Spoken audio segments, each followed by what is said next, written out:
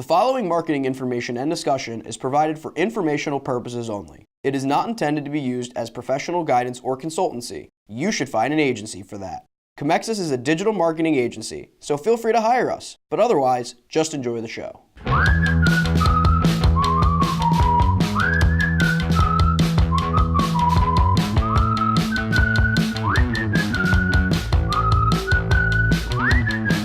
Hello everyone, welcome to The Buyer's Journey by Comexis, a discussion-based podcast on the ever-changing marketing landscape.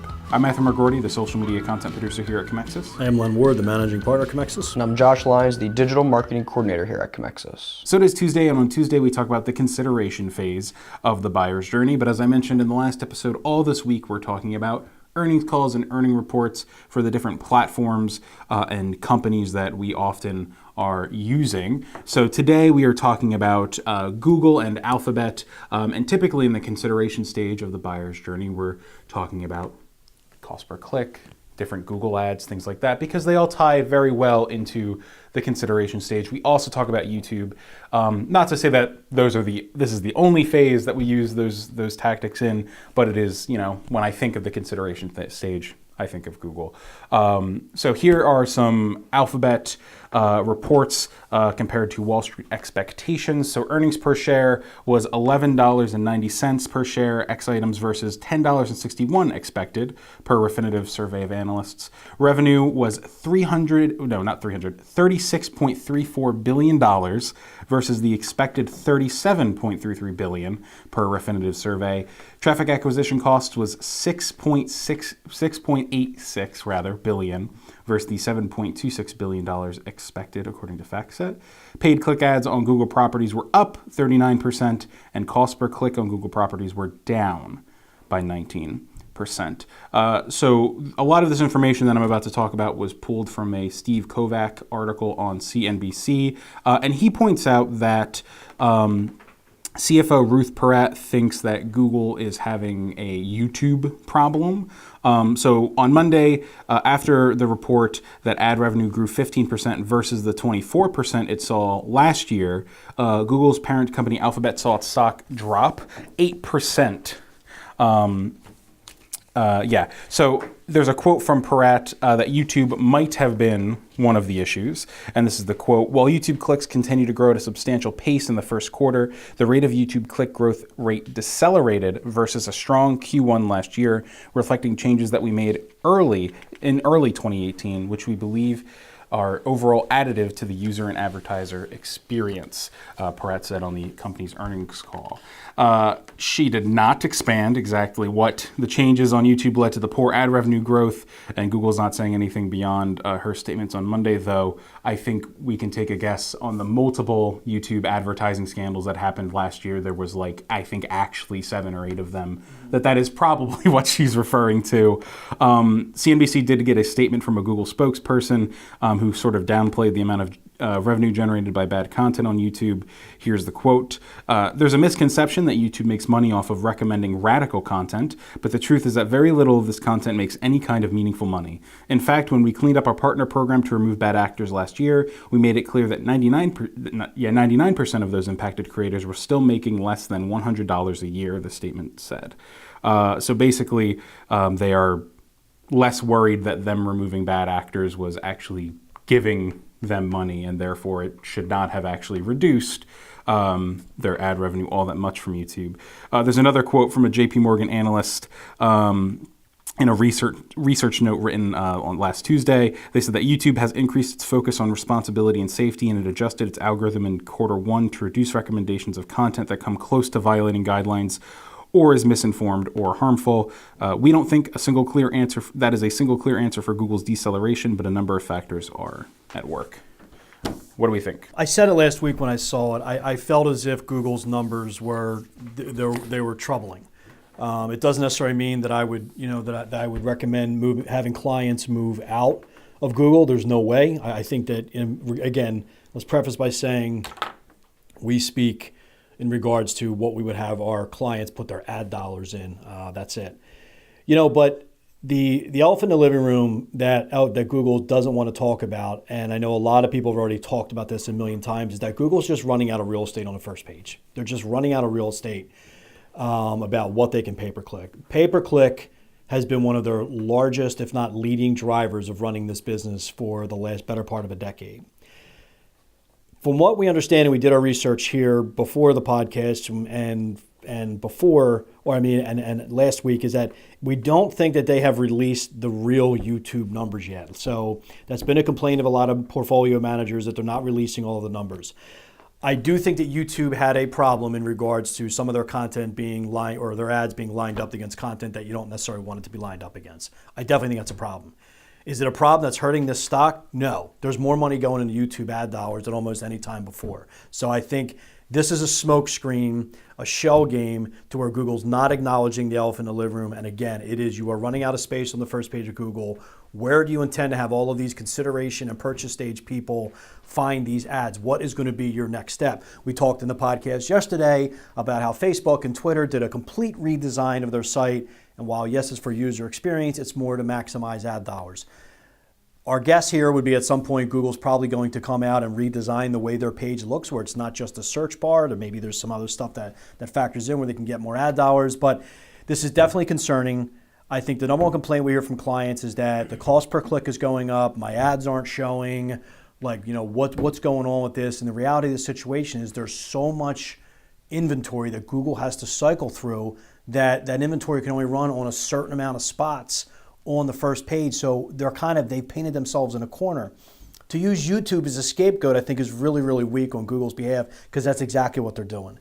Now, there's two thoughts here you got to keep in mind. As it stands right now, YouTube specifically is really a straight awareness and to a point consideration vehicle, meaning awareness, you can put products on there and people will get to find you via video if they're looking for certain things. There's also a consideration phase. So if you go to Google and type in, how to repair a sump pump, and you're looking for local plumbers or something like that, or sump pump installation, and then you go back to YouTube and want to look at Philadelphia Eagles highlights, you'll notice that your local plumber is running an ad right in front of there. So that's another thing that Google's doing. So it does work awareness consideration stage. Where YouTube doesn't work right now is the purchase phase. Although I know you can go in and say, hey, purchase here. I'm going to leave a link in there, purchase this product. I know you can do that, but it doesn't work as well as Google pay-per-click. Because pay-per-click, you're going in with the intent to buy something. But what I am trying to say is that I find these numbers a little disturbing. I do think you're going to get the average advertiser, especially the smaller shop, that's going to begin to pull back a little bit more on Google AdWords. So this is something to keep in mind. I definitely would like to see what happens on the next earnings report next quarter. But this is definitely a red flag, and it just comes down to you're running out of real estate. Where are you going to put these ads at? Well, one thing I think they're going to be doing that we talked about last week is potentially making people pay for Google My Business, which will, if that is what they actually end up doing, that will increase money in their pocket in comparison, and especially when we think about how many small businesses there are. Well, not just small businesses in general that use Google My Business. Like, if you're able to get even $10 a month out of all those businesses, that's an enormous amount of money. So, well, you make a good point. That's actually a great point. That's what we did say in the other podcast, that it's moving to where the first page of Google is going to be all paid, and we have to accept it. I've said it to clients now for the better part of 5 years. It's the same thing as listening to a radio station. You don't want to hear a commercial, you just turn the radio station. You're on 97.5, Miss Nelly goes to a break, you're jumping over to 94 to listen to the other show. Like, you don't want to hear the commercial. You're just going to get to the point where you're either going to look at the first page or you're going to just bypass right by it and go to the next thing, much like a radio ad. But yes, the first way to maximize and leverage the dollars is Google My Business, and we have predicted that will become a paid vehicle with the survey that was in if you didn't listen to our last podcast, you should, about a survey they went out to small businesses asking them what they feel comfortable for, and there were thresholds of dollars amount. So clearly Google knew their earnings were not going well and kind of had that rolled out. So that is one way to maximize the money. Josh, what do you think? It's just something to be, just mindful of, because Len Len does his thing and he's able to get it all out. Len hits the nail on the head. He really does every time. Very often. It's still Google. They're still a powerhouse. They're still, every time I'm on the internet, first thing that pops up is Google. I'm searching everything. Obviously, on an advertising standpoint, yes, it's not great that the pay-per-click on Google is, not getting good numbers and things need to change. But You just got to be weary, but also realize that it is Google, and they will make the necessary changes, and it's still a really key factor in anyone's business. When it comes to how they want to advertise and get purchases done. But I do agree that it's been so great for them for awareness and consideration. But when you reach the purchase phase, especially with YouTube, you're reaching that point where you're not getting it done, and now they have to make these necessary changes. So it's everything will be okay. Hopefully, yes. Yeah, maybe. But In an ideal world. The one thing I want to say is Go for that, it. and it kind of goes back to what I was saying earlier. A lot of times, clients and customers, or even internally, if you have your own internal marketing team, you may look around and be like, well, who's not doing their job? What's up with pay-per-click and blah, blah, blah. And, my pay-per-click isn't what it used to be. And now I gotta rank more on SEO. So that's kind of a lot to unpack. And I don't want to get too in depth with it. But there's two parts. I'm going to address pay-per-click here in a minute, and then I want to address SEO because I think it's essential in this earnings report. These earnings reports are essential if you have any type of money tied into Google because of your business or because you're working for somebody because they have business in there. You have to sit down and listen to these earnings call because your problem may not be going in and re-optimizing your ad or what can I do to get more impression share or maybe my landing page isn't working.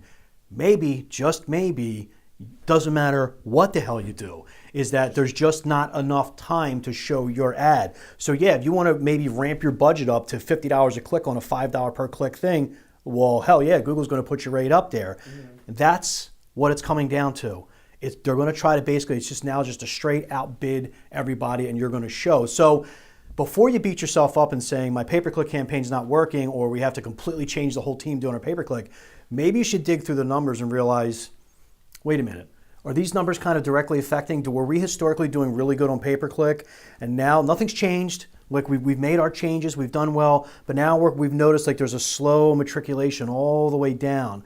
Are you just a victim because they're running out of inventory and more of your competitors are coming on here, which means you need to really expand out your advertising? Were you a company that was completely reliant on Google pay-per-click and now you find yourself where you're losing more and more business? And we have clients that call us up and they say they were with other agencies, and I know the agencies that they were work with were outstanding pay-per-click agencies, and I'm like, I don't think they screwed up your campaign. Wait, and I start listening to them, I'm like, you're just falling down the hole of Google right now. I'm like, you got to understand, you have to spend more money because you get clients saying, well, I want my pay-per-click to come down. It's never coming down. It's never going back.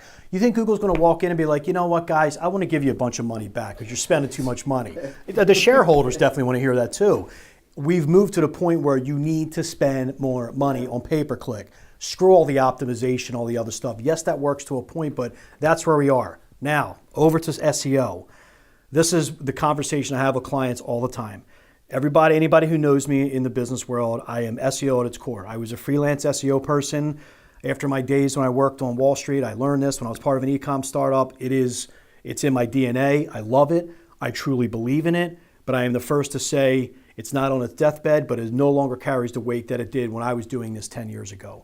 Your search engine optimization results, you are not losing rankings and losing organic traffic because your companies or your agency screwing up or your internal marketing team screwing up. They may be, then you should fire them. But if not, one of the major reasons is that Google is pushing organic listings to the second page. You're losing first page organic rankings because of this pay-per-click fight and because Google's trying to make more money. So you have to understand that SEO, while relevant for really long tail keywords like 5, 6, 7 word keywords, if you want to do plumber near me, divorce attorney near me, those are pay-per-click words and everything on the first page of Google is going to be nearly paid for that. So when you start looking, so again, in a nutshell, when you're looking for your SEO campaign and looking at it saying it's failing, maybe it's not failing. Maybe you're a victim of the current environment. That was really long-winded, but I hope somebody kind of pulls something from it. No, I think that makes a lot of sense. And just one final thing I want to mention before we close the show.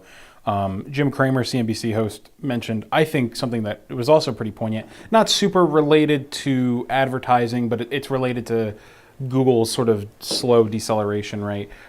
He points out that Google could also be doing a little bit worse on their cloud services aspect compared to Amazon and Microsoft, both who had a lot of success this quarter with that. I mean, Amazon makes tons of money from Amazon Web Services, like an exorbitant amount of money. So, I mean, he points out that a lot of the times Google is partnering with third parties to stay competitive, whereas Amazon is just, it's all Amazon. But see, this is where he's wrong. And I like Jim Cramer, Eagle fan, if you didn't know, season ticket holder, great guy. But I get that. That's part of their revenue. But no, Google's losing right now because of pay-per-click dollars are going less. To host a website, it's anywhere between $9 to $100, unless you got some massive e-com site where it's a couple grand where you need your own rack. But it's okay, maybe it's like $20 a month, $50 a month. Yeah, that adds up. But if I'm DUI lawyer Beverly Hills, that's a $1,000 pay-per-click. One click costs you $1,000. I think that's the latest numbers. It may be a little less. But even if you go like medical malpractice attorney or birth injury attorney, South Jersey, it's $40 a click. Every click. So when I'm doing 10 clicks, do you see what I'm saying? Like all their revenue's there. The cloud services and all that, Amazon's done a tremendous job, and that is a part of their revenue. And I don't know these numbers, but what is a part of their revenue? Like 10%, 15%? For Amazon or for Google? But for both of them. Amazon's like business is basically like, we make so much money doing Amazon Web Services that we can take a loss on things like Twitch. Like Twitch does not generate. But that's not where Amazon makes their money on the fulfillment center. 80% of their revenue is coming from all those stores being, or those shelves being stocked, and they're making money on the transaction. That's where they make their money. The business services is that's another example of Jeff Bezos just getting involved in everything, which, again, I've long thought the guy's a genius. But to me, it's like, how much is that revenue? So if that revenue is under 15%, and we don't know that here, then yeah, that may affect the stock, and that's an issue. But the greater issue is that your advertising vehicle, which makes all of your money, is a problem. So Jim Cramer, I get what you're saying, but how much does that really add to the bottom line of this? And if I'm looking at it as an advertiser and say, oh, well, we're fine, let's pump a bunch more money into pay-per-click because this is their cloud services as to why Google's having an issue. No goddamn way is that the issue. I wouldn't call it the sole issue. Yeah. So you just think they're fully just taking advantage of people? Like Google? Yeah. No. I think it's just this is the growth of a business. These people on Google are way smarter than me. Jim Cramer's way smarter than me. Right. But it's more, I think that people are not looking at the issue, and that Google AdWords is a major problem right now. It's a headache for me personally as an agency owner, for clients, for other agency owners that I talk to. It's become a battleground, and it's becoming really, really cost prohibitive for certain businesses to do it. And I think Google My Business, maybe a different type of layout, maybe there's a higher push to purchase via YouTube. They're going to figure this out. Like you said, all will be fine. But as it stands right now, if we just sat there and said in the last podcast, 80% of all ad dollars should be on Google and Facebook, well, I may pull 10% from Google and move it over to Facebook. I may take 5% and move it over to Bing or Yahoo search. I may try that because of what's going on right now. So inherently, they can talk about all the peripheries they want to and try to outsmart each other and tell me it's a cloud services and this and that, and I may very well be proven to be wrong. But at the end of the day, this is an ad problem for Google, and it's an ad problem where if you're a smart advertiser or your clients are in there or you're doing it for your company, take heed. This is a problem. And don't be dissuaded by people telling you, well, it's cloud services and it's this and that. That's bullshit. This is the issue we're going on. Again, I can be proven wrong, but we'll find out. Charles Barkley said it best. I may be wrong, but I doubt it. Well, at minimum, we know, I'm sure cloud services is a factor. Absolutely. I don't know if it's as big a factor as ad revenue. I just don't want it to be like a oh, no. I don't take the eye off the ball, like, oh, they're going to go chase that shiny object when. No, here's the problem. I get what you're saying. Well, thank you, everybody, for listening to today's episode of The Buyer's Journey. You can check us out on Comexis.com, YouTube, and anywhere you can get your podcasts. And please follow us on Twitter at @buyers_journey. Thanks for listening.